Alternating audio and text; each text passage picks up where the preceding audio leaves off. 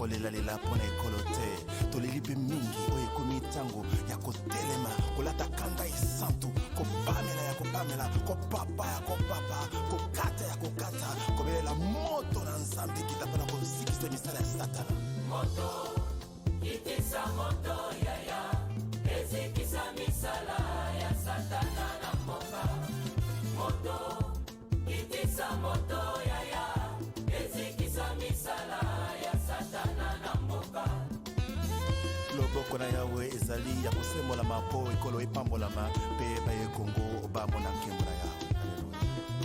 sembola loboko tomona nguya na yoe. Nous allons d'abord prier parce que dans toutes choses, nous devons toujours prier, implorer l'assistance de Dieu, implorer sa grâce au milieu de nous pour ce bon moment que le Seigneur nous accorde ce matin. Voilà, avant toute chose, je voudrais que nous puissions prier. Seigneur, nous te disons merci, nous te bénissons ce matin. Nous te glorifions, toi le Seigneur de gloire, les secours qui ne manquent jamais dans la détresse. Et tu es le Dieu plein d'amour, le Dieu compatissant. Que ce temps, notre te soit recommandé. Nous avons besoin de ta présence au milieu de nous. Et communique-nous, ô Dieu, ta pensée pour que nous puissions la partager avec ton peuple. Que tu sois exalté, Seigneur. Que le Saint-Esprit puisse se coordonner et s'étendre, Père de grâce, et que toute action de l'ennemi pendant ces instants soit neutralisée par la puissance du sang de Jésus-Christ et par l'œuvre de la croix de Golgotha. J'aimerais que celle de ta présence, Jésus, puisse dominer ces temps et que toute personne qui entendra, Seigneur notre Dieu, et ta parole, que cela puisse apporter un plus dans sa vie. Pourquoi pas une transformation, pourquoi pas une délivrance, pourquoi pas un salut, Seigneur notre Dieu. Nous bénissons ton amour, te laissons et s'étend pour que Dieu, que le Saint-Esprit, oh Dieu, puisse faire un travail de profondeur à travers de cette parole dans la vie de quelqu'un, dans la vie de ton enfant, dans la vie de celui qui ne t'a pas encore accepté. Ma prière est que ta gloire se manifeste au nom de Jésus-Christ de Nazareth. Amen. Amen. Nous allons ce matin développer notre pensée. Nous allons développer une pensée importante aussi dans la vie des chrétiens, dans la vie des enfants de Dieu par rapport à des échecs, par rapport à des blocages, par rapport à certaines situations négatives. Voilà pourquoi Dieu va nous enseigner sur quelque chose de très important. Et cela, nous allons lire dans notre livre de Rite 1, de 1 jusqu'à 7. Et nous allons aussi parler du notre deuxième passage, Exode, Ésaïe 30, de 1 à 2. Ces deux passages bibliques vont nous aider à comprendre ce que nous allons partager, ce que Dieu nous a mis à cœur de partager pour que son peuple et son Église soient édifiés. Nous allons ce matin parler de quelque chose qui envahit le peuple de Dieu. Parce que souvent, nous arrivons à constater qu'une fois il y a échec, une fois il y a blocage, les enfants de Dieu ont toute la facilité, l'urgence de condamner Dieu. De dire que plusieurs se disent que non, le Seigneur nous a abandonnés parce qu'il a échoué. Mais lorsqu'on réussit, on ne condamne pas Dieu, on applaudit le Seigneur. Nous allons comprendre ce matin qu'informer est différent de consulter. Il y a une vie qui complique le peuple de Dieu dans la manière de maîtriser les choses de Dieu. Dieu, le Dieu que nous prions, le Dieu que nous servons, marche avec le principe. L'histoire de cette famille, c'était une famille dans ce livre de Ruth, une famille de 7 hommes d'Elimelech qui connaissaient Dieu. Il avait sa femme qui s'appelait Naomi. Il avait aussi des enfants. Donc, ils étaient à 4. C'est vraiment une histoire importante qui va devoir nous amener à une dimension de comprendre certaines réalités spirituelles. Pourquoi nous échouons? J'aimerais que tu comprennes un peu ces dimensions. Cette famille qui connaissait Dieu, parce que cet homme, il était un homme de Bethléem, de Juda. La Bible nous dit que dans cette ville, dans ce pays, la famine s'était installée. Donc, il y avait la famine, il y avait la faim. Les gens avaient la difficulté de manger. C'est ainsi vu cette souffrance, cette famille, c'est-à-dire la famille d'Elimelech, s'était décidée. Elles ont pris une résolution. Laquelle résolution était de fuir, était de quitter le pays. Pourquoi? Parce qu'il n'y avait plus à manger. Il y avait la véritable famine. Dans leur résolution, c'est une décision qu'ils ont prise. Ils se sont dit que nous allons quitter parce que nous risquons de mourir. Et ils se sont organisés, ils se sont informés et ils ont pris ferme cette décision. Ils sont partis chez les Moab. De l'autre côté de ce pays-là de Moab, c'était un pays, on dira un pays païen, un pays de la malédiction. Alors ils sont partis, ils ont informé ceux-là qu'il fallait informer et ils sont partis. C'est pourquoi nous sommes ce matin en train de dire au peuple de Dieu qu'informer est différent de consulter Dieu. Dieu, on ne l'informe pas parce qu'il est Dieu. Amen. Dieu n'est pas notre ami et le Seigneur ne sera jamais notre ami. Il est Dieu et il restera Dieu. Nous devons le respecter à ce titre-là. Amen. Parce qu'il est au-dessus de toutes choses. Au-dessus même de nos parents. Voilà, avec l'information, je dirais même qu'ils ont été accompagnés par l'information. Et ils sont partis. Cette famille-là, j'ai dit au peuple de Dieu que cette famille n'avait pas eu le temps de consulter Dieu. Ils n'ont pas demandé à Dieu s'il pouvait ou si elle pouvait se déplacer. Voilà, quand nous lisons dans le livre de Ésaïe 30, de 1 à 2, comme nous l'avons dit, la Bible nous dit: malheur à celui qui prend des résolutions sans pour autant consulter Dieu et qui va se réfugier en Égypte. Mais bien aimés, ils sont partis. Elimelech, Naomi et ses 2 enfants, ils sont arrivés chez les Moabites. Et ils y sont installés. Oui, ils ont trouvé de la nourriture. Ils ont trouvé à manger. Peut-être une bonne manière de réfléchir, mais à cause de manger. À cause de manger, cette famille a perdu au moins 3 personnes. La Bible nous dit, quand ils sont arrivés, de toute façon, ils ont fait 10 ans chez les Moabites. Et dans les 10 ans là, mes bien-aimés, ces gens qui sont partis à 4, parce qu'ils n'ont pas voulu consulter Dieu, ou ils n'ont pas eu le temps de consulter Dieu. Ils sont partis 4 personnes vivantes. Mais y arriver, ils ont trouvé de la nourriture. Ils ont trouvé à manger, ils ont trouvé tout ce qu'ils pouvaient chercher. Mais une chose, quelque temps après, Elimelech était décédé.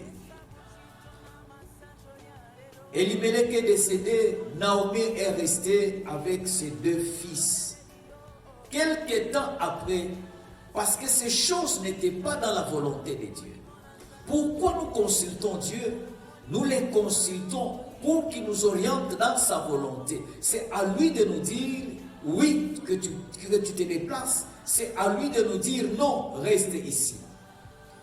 Mais bien aimé, ce n'est pas le déplacement qui bénit, mais c'est Dieu qui bénit.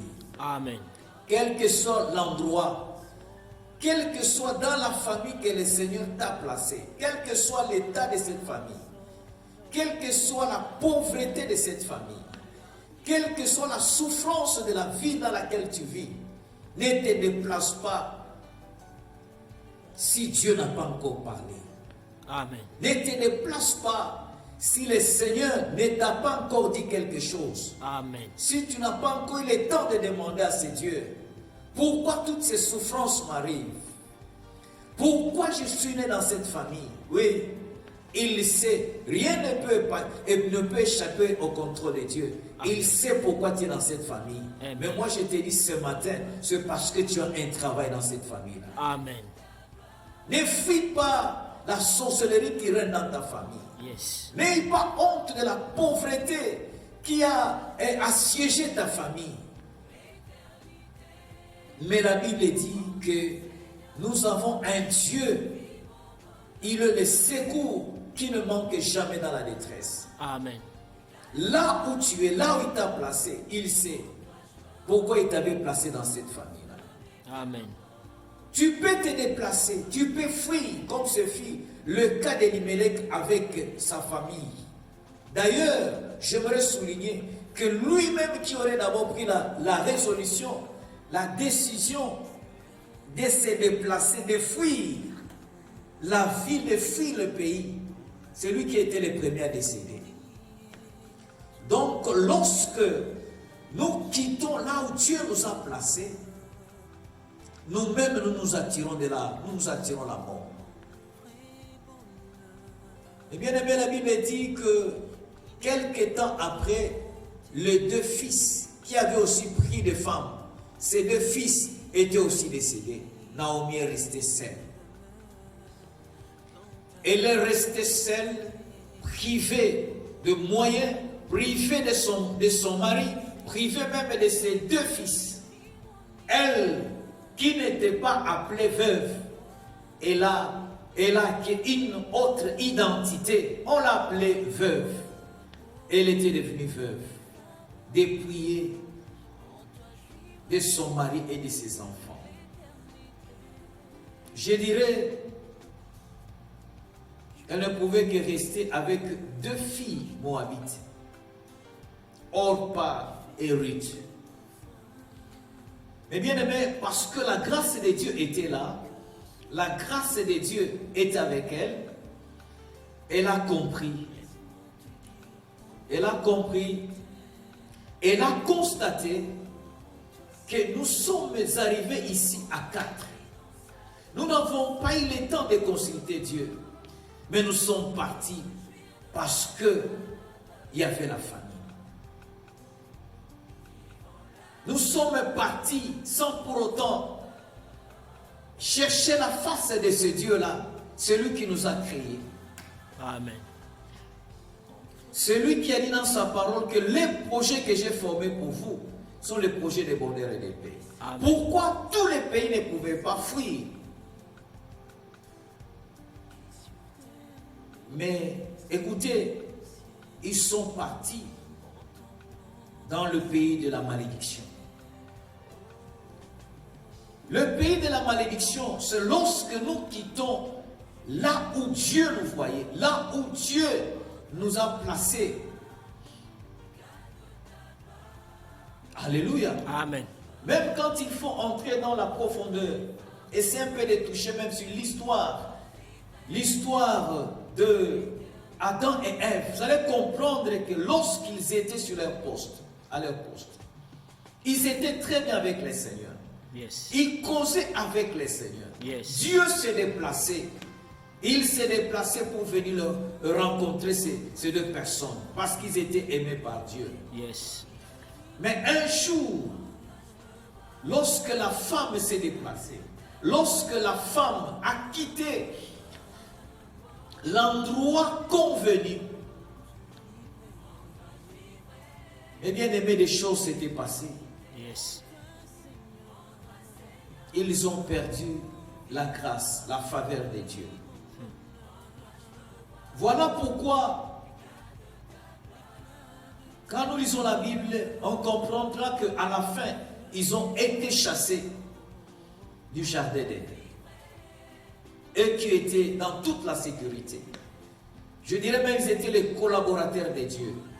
Dieu, lorsqu'on le cherche, lorsqu'on cherche sa face, lorsqu'on les consulte, au jour d'aujourd'hui, les choses ont changé. Que le prophète dise quelque chose. Mais moi, j'aimerais ce matin t'orienter. Je ne dis pas que les prophètes sont mauvais, mais j'aimerais t'orienter pour ton problème, pour que tu aies le temps de chercher la face de Dieu, pour tous les problèmes, pour tout ce que tu dois faire, même pour ton déplacement, même pour tes difficultés. Mets-toi à genoux. Consulte ces dieux-là, cherche-les, invoque-les. La Bible dit, invoque-moi, je te délivrerai et tu me glorifieras. Amen. Lorsque nous lisons Jérémie 33:3, là, la Bible nous dit encore, invoque-moi, je vais te délivrer. Je te montrerai des grandes choses, des choses cachées que tu ne connais pas. Donc, quand nous cherchons la face de Dieu, Dieu nous parle et Dieu nous oriente. Lorsqu'on est orienté par le Seigneur, on ne peut jamais avoir de l'échec, on ne peut jamais avoir de la négativité, parce que lorsqu'il ordonne, il est là pour nous accompagner. Lorsqu'il ordonne, il est là pour nous assister. Amen. Nous n'allons pas trébucher, nous n'allons pas heurter quelque part, parce qu'il va se révéler comme un Dieu, un guide au devant de nous. Amen. Et voilà, quelqu'un peut y avoir aussi certains accidents où les gens disent, non, il est certain chrétien. Oui, est-ce que Dieu, pour ton déplacement, pour ton voyage là, est-ce que Dieu avait ordonné? Parce que Dieu parle. C'est ce qui faisait la force de cet homme de David. Il ne pouvait rien faire sans consulter Dieu. C'est pourquoi j'ai dit ce matin, informer est différent de consulter. Amen. Dieu, on ne l'informe pas. Mais on doit lui demander, on doit le consulter. C'est parce qu'il est le chemin, la vie et la solution. C'est à lui de nous dire s'il faut que je me déplace ou que je reste sur place. Il y a un homme de Dieu dans la Bible pour qui le Seigneur avait ordonné au corbeau de lui amener à manger la viande et le pain. Il était là sur place. Donc, lorsqu'on est là où Dieu nous a placés, où nous voit, il y a toujours un miracle que Dieu pourra toujours faire descendre. Amen. J'aimerais dire, reste dans ta famille là, dans laquelle le Seigneur t'a placé, dans laquelle que tu es né. Tu portes le sang de cette famille. Mais Dieu pourra aussi t'utiliser pour la délivrance de Amen. toute cette grande famille. Amen. Ne quitte pas ce poste-là. Ne fuis pas à cause de difficultés. Laisse que la volonté de Dieu s'impose dans ta vie. Je bénis Dieu parce que cette femme a eu la grâce de Naomi. Elle a pris la décision de rentrer dans son pays, le pays de la bénédiction. Tu peux passer un petit temps de souffrance. Cela ne signifie pas que si tu vas mourir. Yes. Le temps des souffrances, les temps de difficultés, c'est aussi un bon moment pour nous chrétiens de pouvoir nous attacher encore plus, nous attacher plus à Dieu.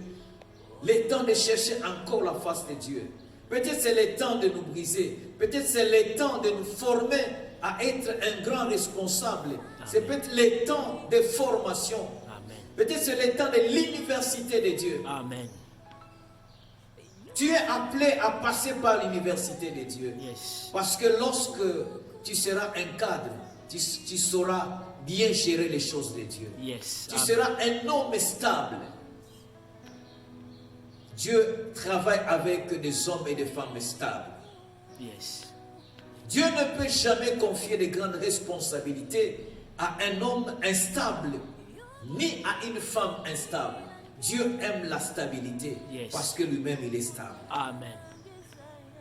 Celui qui est stable, quels que soient les vents, même ceux qui sont dans l'église, quels que soient les vents, quels que soient les problèmes, si Dieu ne t'a pas encore dit de quitter l'église, là où il t'a placé, restez là. Ce temps, ce vent-là passera. Après la nuit, il y a le jour qui apparaît. Amen. Quelle que soit la longueur de la souffrance, le temps de Dieu va toujours venir. Restez là. Ne te fatigue pas, ne te lâche pas. À l'invoquer, invoque-le. Il est là pour te secourir. Yes. Voilà, cette femme est rentrée. Il s'est dit que je rentre. Et là, voilà, écoutez, en partant, ils ont perdu 3 personnes et le rentrée seule. Ils sont partis à 4. Et Naomi est rentrée seule, membre de la famille, bien sûr avec cette femme de Ruth et Orpa. Arrivée en route, Orpa est rentrée chez elle. Et Ruth a dit, je vais rester avec toi. Ruth a dit, ton Dieu sera mon Dieu. Amen. Cette déclaration s'est faite lorsque Naomi a pris la décision de retourner dans la présence de Dieu. Amen. J'aimerais dire que là où Dieu t'a placé, c'est considéré comme une présence de Dieu. Là où Dieu doit descendre pour te bénir. Yes. Parce qu'il y a certaines bénédictions qui sont liées au temps et au lieu. Amen. Donc, te déplacer, tu vas perdre ce que tu allais gagner.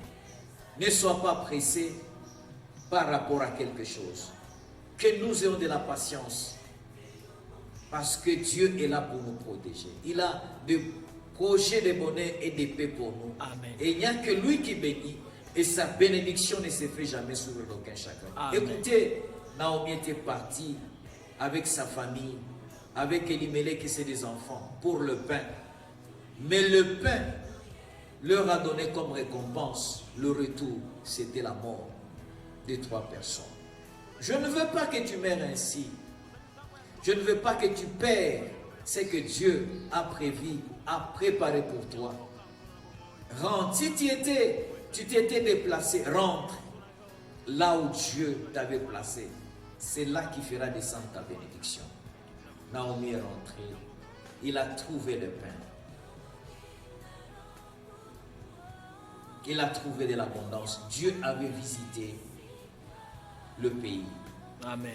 J'aimerais dire à quelqu'un que Dieu, tel qu'il te laisse en vie, la Bible déclare, il y a de l'espérance pour celui qui vit encore. Amen. D'autant plus qu'il te laisse en vie, tu ne vis pas pour rien. Il va faire quelque chose. Amen. Il va te bénir, mais tu as aussi une mission. Laquelle mission aussi? De pouvoir faire quelque chose pour ta famille. Amen. De faire quelque chose pour ton église là où tu es. Amen. Le manque, les difficultés que tu vois dans ton église, ça peut être de requêtes pour toi, au lieu de fuir. On ne fuit jamais la présence de Dieu. On se déplace lorsque Dieu parle. Amen. Que Dieu vous bénisse. Nous allons prier. Juste une question, papa. Où et comment consulter Dieu? Et comment savoir que c'est Dieu qui a parlé? Une très bonne question. Très bonne question. Dieu a plusieurs manières de parler. Il peut parler par des songes. Dieu peut parler par une prophétie. Dieu peut parler même à travers sa parole. C'est pourquoi il nous est important vraiment d'être dans la présence de Dieu, dans l'église, dans le culte, assister, parce que pendant que l'homme de Dieu ou les hommes de Dieu prêchent, il faut vraiment être attentif. Vous pouvez avoir un problème, vous pouvez avoir une difficulté, mais à travers de cet enseignement-là, de cette prédication, Dieu peut donner une solution, vous donner une solution. C'est pourquoi vous allez constater que lorsqu'on est dans l'église, la prédication est donnée, est annoncée. Quelqu'un qui s'élève, il dit Alléluia, parce que la chose concerne la personne. Il dit que non, ça c'est mon problème. Amen. Parce que Dieu a parlé. Amen. Dieu peut parler aussi par des voix audibles. Il a plusieurs manières de parler. Mais ce qui est plus important, c'est lorsque vous avez une difficulté, vous avez un problème, même une maladie, même un blocage. N'allez pas voir le féticheur, n'allez pas voir les gens rapidement. Entrez dans votre chambre, soit dans l'église, priez, soit chez vous. Recommandez votre problème là. Quand vous lisez Psaume 37, de 1 vous descendez jusqu'à 10, j'aime beaucoup ce passage. Ça encourage.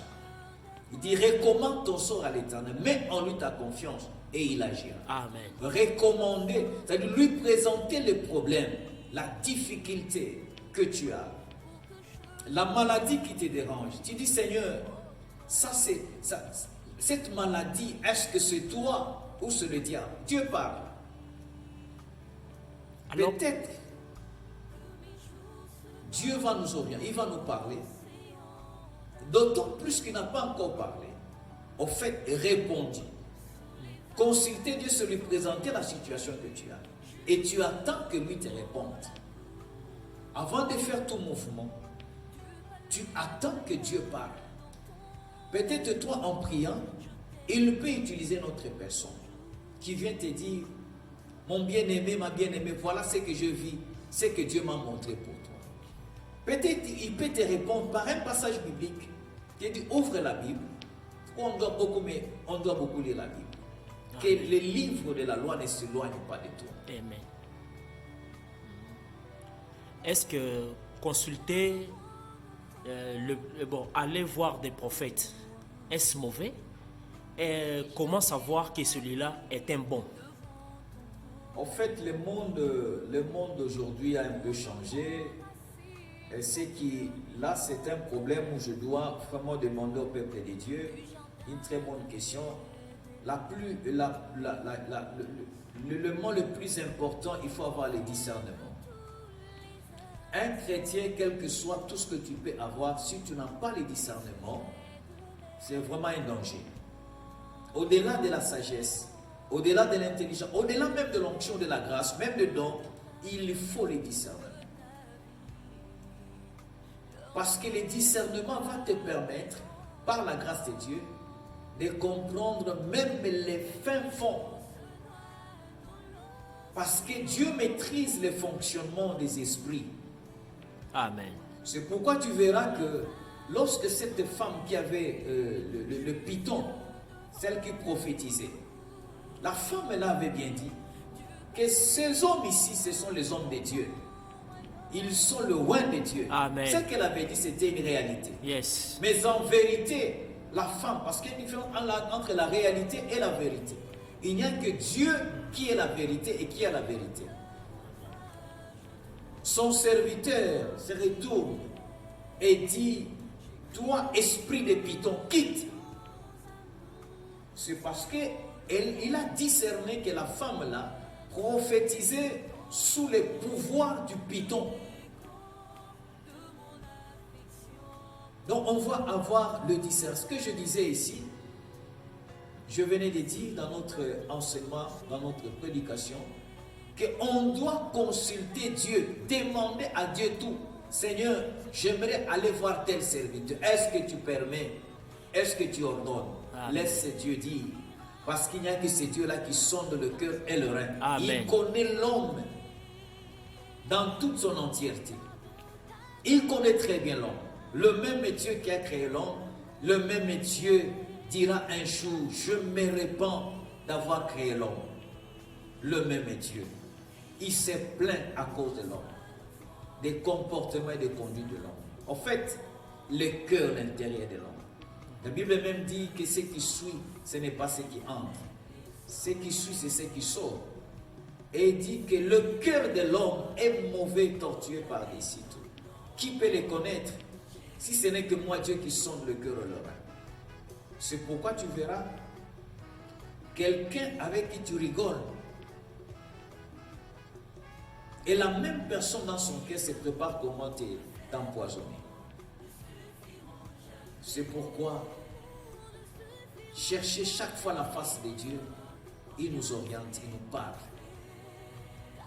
Les chrétiens ont perdu l'habitude de chercher la face de Dieu. Excusez papa, et comment chercher la face de Dieu? Chercher la face de Dieu, c'est entrer dans la prière. Entrer en prière, comme il a dit dans le livre de Matthieu. Ouvre ta porte, entre dans ta chambre, ferme-la, prie. Donc renferme-toi. Donc sois quelque part où tu ne seras pas dérangé. L'endroit qui va te permettre à te concentrer, parce que quand on y entre, on ne doit pas être agité. Hein? On ne doit pas être agité, on ne doit pas être distrait. On est concentré parce qu'on est dans la présence de Dieu. Amen. On s'arrange, on prie, on se sanctifie, parce qu'il faut que tu sois en bon terme avec le Seigneur. Amen. Parce que quand il y a de l'impureté, Dieu n'exauce pas. Ok. Dieu n'exauce pas. Amen. Il n'y a plus de questions, papa. Merci. Que Dieu vous bénisse. Amen. Nous allons prier. Seigneur, ce matin, je te bénis, je te glorifie, parce que tu es le Dieu qui nous aime.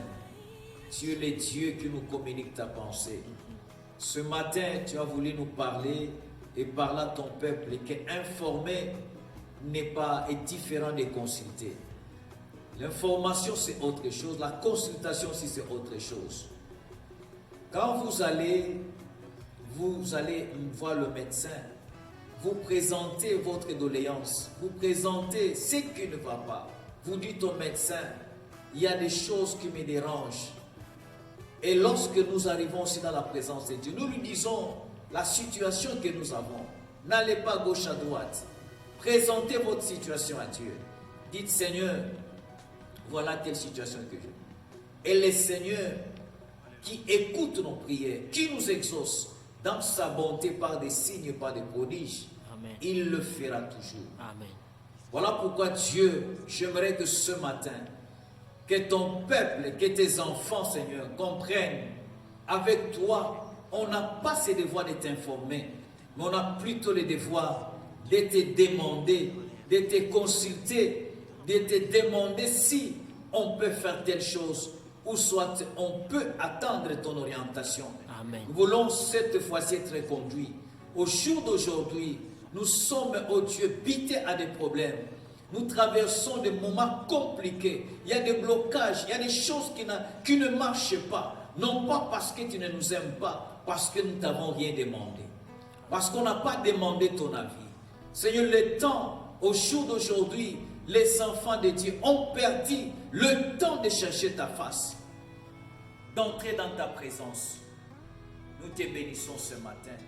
J'aimerais, Dieu, que celui qui a entendu cet enseignement puisse s'interpeller, puisse s'arrêter dans sa marche et pouvoir te chercher, pouvoir te consulter. Ceux-là qui sont en dehors du lieu que tu leur avais placé, ma prière, Jésus, que tu leur fasses grâce de réfléchir et de rentrer, comme ce fut le cas de Naomi, comme ce fut le cas dans la Bible de cet enfant prodigue. Il avait demandé le moyen, il avait demandé à son père, j'aimerais partir, donne-moi ma part. Il était parti, il n'avait pas consulté Dieu. Mais lorsqu'il est arrivé, il a vu que tous ses amis, lorsqu'il s'est retrouvé sans rien, il s'est retrouvé seul.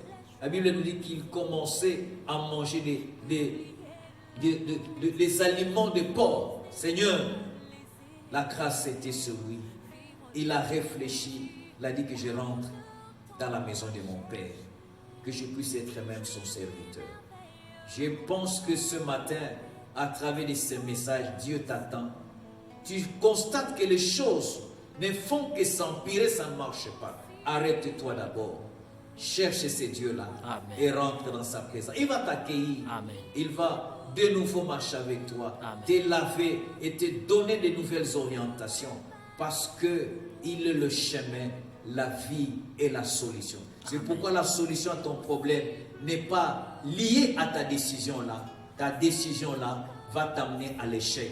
Ta décision là t'a amené à perdre des histoires. Ta décision là t'a amené à perdre beaucoup de choses.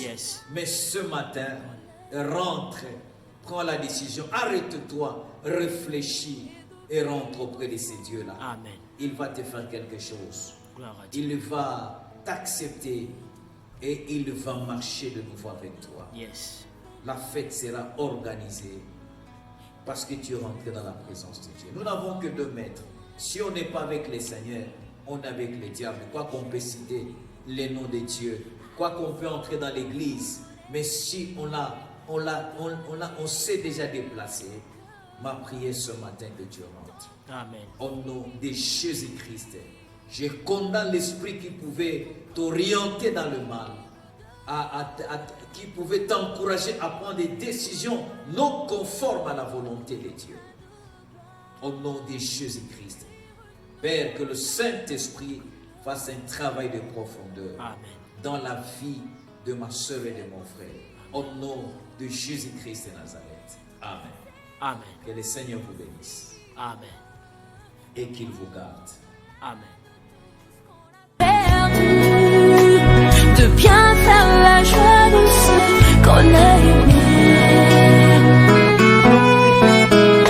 et de vivre son bonheur.